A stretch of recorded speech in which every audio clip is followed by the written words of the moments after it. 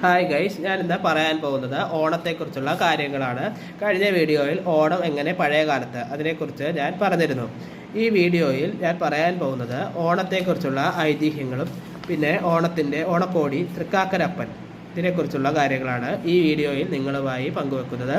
ഈ ചാനൽ ആദ്യമായിട്ടാണ് കാണുന്നതെങ്കിൽ സബ്സ്ക്രൈബ് ചെയ്യുക, ഷെയർ ചെയ്യുക, ലൈക്ക് ചെയ്യുക, കമൻറ്റ് ബോക്സിൽ കമൻറ്റുകൾ അറിയിക്കുക. ഓണത്തെക്കുറിച്ചുള്ള ഐതിഹ്യത്തെക്കുറിച്ച് തന്നെ ആദ്യം നോക്കാം. ഒന്നിലധികം ഐതിഹ്യങ്ങളുള്ള ആഘോഷമാണ് ഓണം.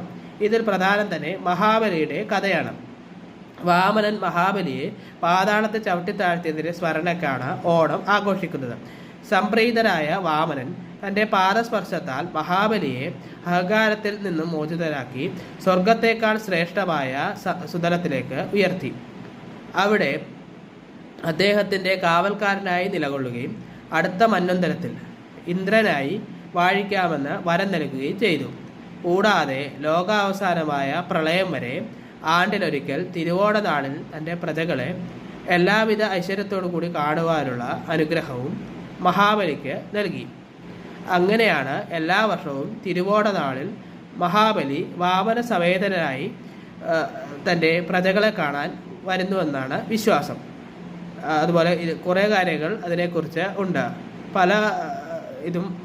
പല ഐതിഹ്യങ്ങളും വരുന്നുണ്ട്. പരശുരാമനെക്കുറിച്ചുണ്ട്, പിന്നെ ധാന്യദേവനെക്കുറിച്ചുണ്ട്. ഇതിപ്പോൾ ഇതിനകത്ത് ചുരുക്കിയാണ് ഈ കാര്യം ഞാൻ നിങ്ങളുടെ മുന്നിൽ എത്തിക്കുന്നത്. അടുത്തത് അതിൻ്റെ ആചാരങ്ങളെ കുറിച്ചാണ്. മറ്റാചാരങ്ങൾ പറഞ്ഞാൽ ആദ്യത്തെ മെയിൻ ആചാരം എന്ന് പറയുന്നത് ഓണക്കോടിയാണ്. എല്ലാവർക്കും ഓണക്കോടി ഇപ്പോൾ പ്രധാനമാണ്. അപ്പോൾ ഓണക്കോടി എന്ന് പറയുന്നത് അവിടെ ഓണത്തിന് ആളുകൾ പുതിയ വസ്ത്രങ്ങൾ വാങ്ങി ധരിക്കുന്നു. തൃക്കാക്കര അപ്പൻ അല്ലെങ്കിൽ ഓണത്തപ്പൻ, ഇതിനെക്കുറിച്ചാണ് ഇനി പറയുന്നത്. ഓണക്കാലത്ത് ഗണേശ ചതുർത്ഥി ഉത്സവത്തിൽ ഹിന്ദുക്കൾ ഗണപതിയുടെ ചിത്രങ്ങളോ മൂർത്തികളോ സ്ഥാപിക്കുന്നത് പോലെ കേരളീയ ഹിന്ദുക്കൾ അവരുടെ വീട്ടിൽ തൃക്കാക്കര അപ്പൻ്റെയോ ഓണത്തപ്പൻ്റെയോ അല്ലെങ്കിൽ വാമന രൂപത്തിലുള്ള മഹാവിഷ്ണു ചിത്രം സ്ഥാപിക്കുന്നു. ഈ ഓണത്തപ്പൻ്റെ ഒരു ഫോട്ടോയാണ് ഞാനിപ്പോൾ കാണിക്കുന്നത്. ഇത് ഓണത്തപ്പൻ്റെ അത്തപ്പൂക്കളത്തിൽ അവിടെ വെച്ചിട്ടുള്ള ഫോട്ടോയാണ്.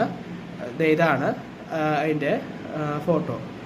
ഇതാണ് ഓണത്തപ്പൻ. അപ്പോൾ ആ ഓണത്തപ്പൻ്റെ ഒരു ഫോട്ടോയാണ് ഇത് നിങ്ങളുടെ മുന്നിൽ കാണിക്കുന്നത്. അതുപോലെ തന്നെ തൃക്കാക്കരപ്പനും ഓണത്തപ്പനും എല്ലാം ഒന്ന് തന്നെയാണ്. അടുത്ത വീഡിയോയിൽ ഞാൻ വീണ്ടും വരുന്നതായിരിക്കും. ഉത്രാടത്തിൻ്റെ വീഡിയോ ആയിരിക്കും. ഉത്രാടപ്പാച്ചിലിനെ കുറിച്ചുള്ള ബാക്കിയുള്ള കാര്യങ്ങൾ, അത്തപ്പൂക്കളത്തിലേക്കുള്ള കാര്യങ്ങളെക്കുറിച്ചായിരിക്കും ആ വീഡിയോയിൽ നിങ്ങളുമായി ഷെയർ ചെയ്യുന്നത്. നന്ദി, നമസ്കാരം.